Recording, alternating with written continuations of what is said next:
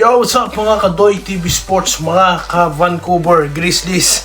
De, joke lang. Okay, yan na po yung topic natin. Mabilisan na, wala nang intro-intro. And, of course, ang inyong mga paboritong mga pa-shoutout. Okay, bago po yan, salamat muna sa ating mga malupitang followers. Naku po, 3 consecutive weeks na po tayong Rising Creator. Salamat sa inyong pagsuporta. At ganoon din po sa ating YouTube, okay, na dumadami. Close to 20k na po tayo. Maraming salamat po. Alright, so dito na po tayo sa ating mga topic ha. Unahin na po muna natin ito. Mainit. QMB nagsalita ng kanyang kampo. Okay. Napilitan na lang po itong magsalita kasi nga po sa mga banat kay QMB. Kaya nga po si Doy TV, no, sinasabi ko sa inyo, nag-release po ako ng content, no, bago pa lumabas yung answer ng QMB na wag po tayong makikisali sa usaping internal, lalo na sa mga contract na yan. Yan po'y maselan. Wala po tayong kinalaman dyan. Okay? Alright? At yun na nga. Ang sabi ng kampo ni QMB, yung kontrata daw, di umano na pinapapirma sa kanya, may conflict sa kanyang mother team, of course, sa kanyang ligang nilalaruan. Alright? At the same time, tawag dito, may pay cut. So, kaya nga ang tanong ni Doy TV, totoo ba ito SBP? Sumagot na po ba kayo? No? Kasi, we need to validate this, no? Kasi sa kampo to ni QMB, legit ito ha? Alright? At kung totoo yan, no, may follow-up question tayo, bakit? Lahat po ba ng players may contract, no? Kasi naalala ko, nung binuo po yung Gilas, okay, ni Boss Al Francis Chua, yung tinap siya as a manager, okay? Ayaw nila ng mga, pag tinatawagan nila, magkano? Ayaw nila ng mga ganun, kaya tinawagan nila yung mga biglang sasama, no? Yung di ka na magdadalawang salita. Yun, kung paano nila nabuo yung Gilas na nag-gold di po ba? Uulit-ulitin ko yan kasi nasubaybayan ko yan no? Sa mga nakasubaybay kay Doy TV, alam nyo, no? Sinubaybayan natin itong kwento na to, okay? At ngayon, meron na namang usapang ganyan, kaya medyo ako, hinawakan ko to, hinahandle natin to ng maingat. So, up to now, I'm still waiting for SBP, okay? Sa legit sources po tayo, bumatay alright? So, dito na tayo sa pangalawang topic natin, na Junmar Fajardo versus si, Paul Asi Taulaba. So yan po, natawa ako, no? Bakit ang dami pong iba dyan, di naman nanood, nagko-komento. Tapos yung iba naman, sinabi ko na nga, letra per letra, wala akong pinipili sa dalawa. Then at the same time, diniinan ko pa. Nung sinabi ko na pagkukumparahin nyo yung dalawang era, hindi pa pwede. Di ba? Sinabi ko yan, yung iba makulit. Ang sabi pa, sa sinasabi mo, mukhang si Asio ang pinipili mo. Ang kukulit nyo, no? Talagang may mga spekulasyon kayo. Para kayong si na mahilig magkomento sa sinasabi ng individual, pinag-iisipan mga kung ano-anong iniisip na teorya. Basta po sinabi ko ng hindi na yun, no? Huwag nang makulit. Pero ginagalang ko pa rin ang inyong opinion. Yung sobrang kukulit, iba bastos, hindi ko nasasagutin. Pero hindi ko buburay ng comment mo. Wala akong pakialam kasi sa'yo. No? Kahit pa mambastos ka, no? Wala po akong pake. Ganun po si Doy TV, okay?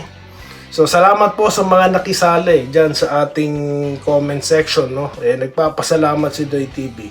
At yan po ang ini-invite ko lang lagi, no? Yung malayong pagpapahayag po ng ating saloobin. Lahat kayo may karapatan. Yung mas magaling sa akin, I invite you, no? Mag-vlog na rin po kayo, no? 'Di ba? Mas magaling na kayo kay Doy TV. Pero ibang nagsasabi, wala ka naman di ikaw na, magaling ka. No? Ito pa po isang obserbasyon ko. Alam nyo, marami po ang nagsasabi na ano daw, iba daw ang si Asi dahil Phil foreigner daw. No? Then at the same time, si pure Filipino. Alam nyo mga boss, dapat wala na doon ang usapan eh. Ang PhilAm po is Pinoy. No? Wag na po natin isipin yung mga half-half na yan. They are Filipino. No? Kaya wag niyong dadalhin dyan para sa akin, no? Di ko kayo didiktahan, pero para sa akin, ayokong dalhin dyan ang usapan dahil Pilipino po. Okay, si Asi Taulaba. Ganun kasimple. Okay. Alam ko ibig yung sabihin about Amerikano yan. Alam ko ibig yung sabihin. Dahil kasagsagan niya, nanonood ako ng PBA. Narinig ko rin yan. Pero he played for national team as local. He played as local in the PBA. Oh. Tapos na po tayo dyan. At yung hindi po maganda na i-distinguish, foreigner yan, appeal foreigner yan, iba na Pilipino, no? Pinoy. Ganun po kasimple. Di po ba? Ito na po tayo sa ating pa-shoutout, okay? Dahil ang dami po, no?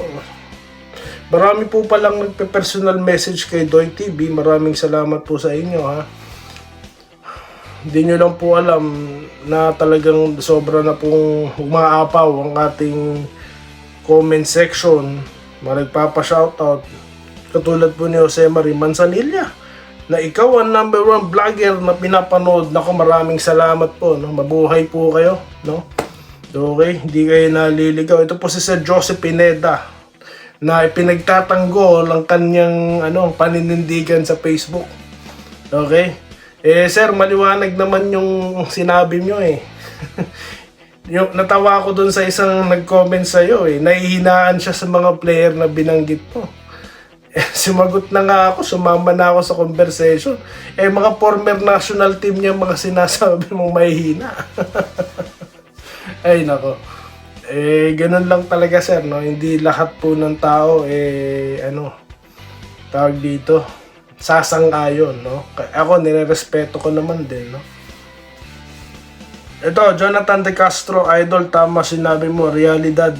Makontento tayo kung sino nandyan na player ng Gilas. Subukan mo na lineup ng Ginebra ngayon, saka ka lang magpa-drop na kumuha ng gusto nila kasi mas makakuha sila kasi maging first pick. Yun nga po sinasabi ko, sir, no? Yung ganyang klase na obserbasyon. Kaya nagtatanong ako yung iba dyan, puro daldal no? Yung Brownlee, Magic, Brownlee, yung admin niyan, sumagot ka na ba? Tinatanong kita Kaya sabi ko sa inyo mga boss, if nyo to, i-share nyo to nang malaman na itong mga sige daldal. Sana kumuha ng big man. Sinong big man nga? O, di ba?